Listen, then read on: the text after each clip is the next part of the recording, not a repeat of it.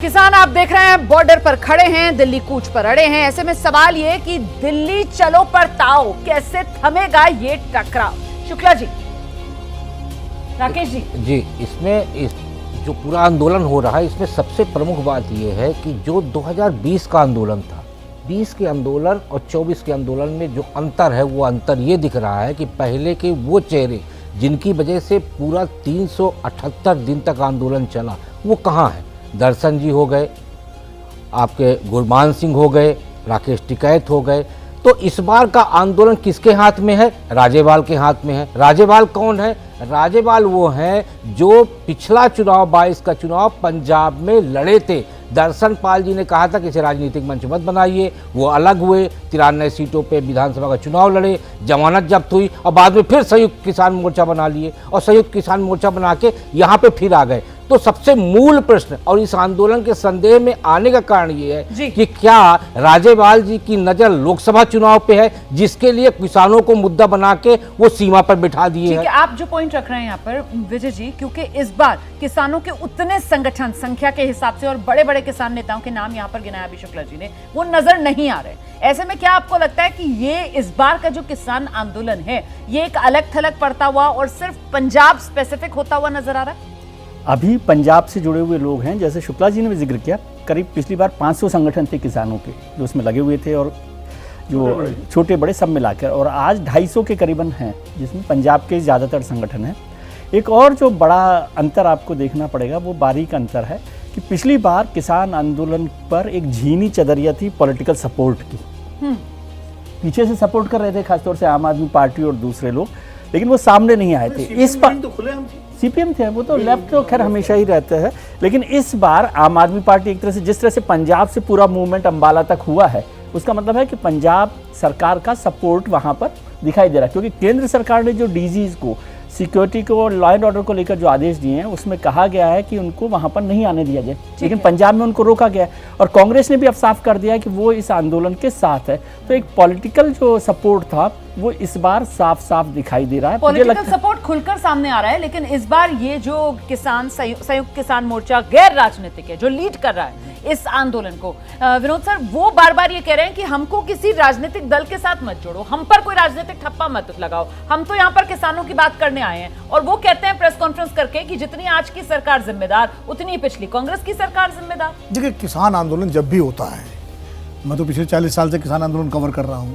किताब भी इसलिए लिखी, हमेशा किसान आंदोलन अपने को राजनीतिक दलों से दूरी बना के रखते हैं। वो चाहे महेंद्र सिंह टिकैत का रहा हो, शरद जोशी का रहा हो, नंदकुमार स्वामी का रहा हो, और इसी तरह पिछला किसान जो 2020 का आंदोलन हुआ वो भी अपने को अराजनीतिक ही कहता था और कोई भी राजनीतिक दल का नेता वहाँ पर उनके मंच पर नहीं गया था। जयंत चौधरी ये लोग जाना चाहते थे लेकिन उनको ही मना कर दिया गया था। इस बार भी वही है कि हम किसी राजनीतिक दल से हमारा कोई लेना देना नहीं है।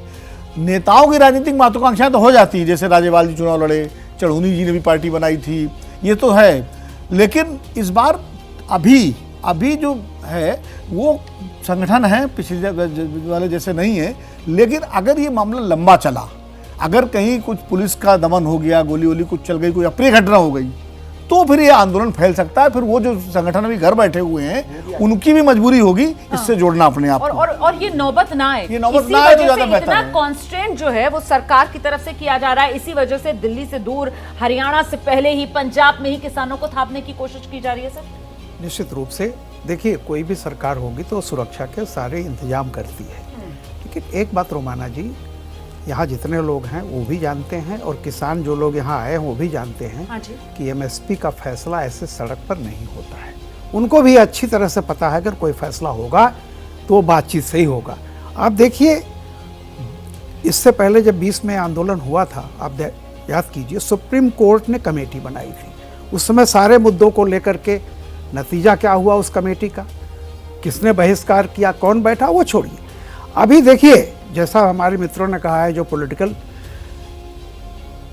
ये किसान आंदोलन ने जब ये बात कही कि नहीं, कांग्रेस ने भी किया था, क्यों कहा? जब वहाँ से आलोचना होने लगी कि कांग्रेस आपका समर्थन कर रही है और आपका जो मंच है वो कांग्रेस वालों को दे रहे हैं, तब वहाँ से बात आई।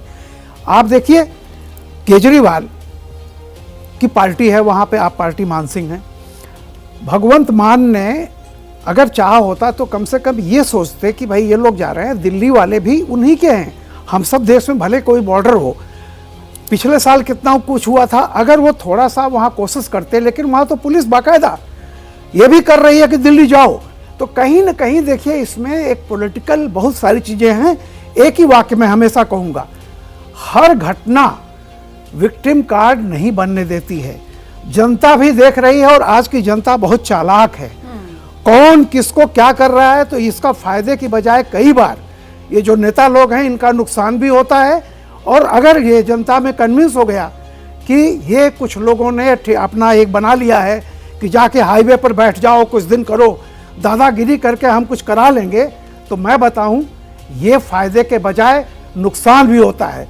सहानुभूति उसके साथ होती है जिसके प्रति फिलहाल व्यवहार किसान दो। आंदोलन आगे बढ़ता हुआ नजर आ रहा है। अब किस करवट ये बैठेगा और किसको नफा किसका नुकसान पहुंचाएगा, ये तो आने वाला वक्त ही बताएगा। लेकिन अभी हकीकत ये है कि खासतौर से जो दिल्ली एनसीआर में रहने वाले लोग हैं उनके लिए तो बहुत ही मुश्किल, ट्रैफिक के लिहाज से बड़ी समस्या।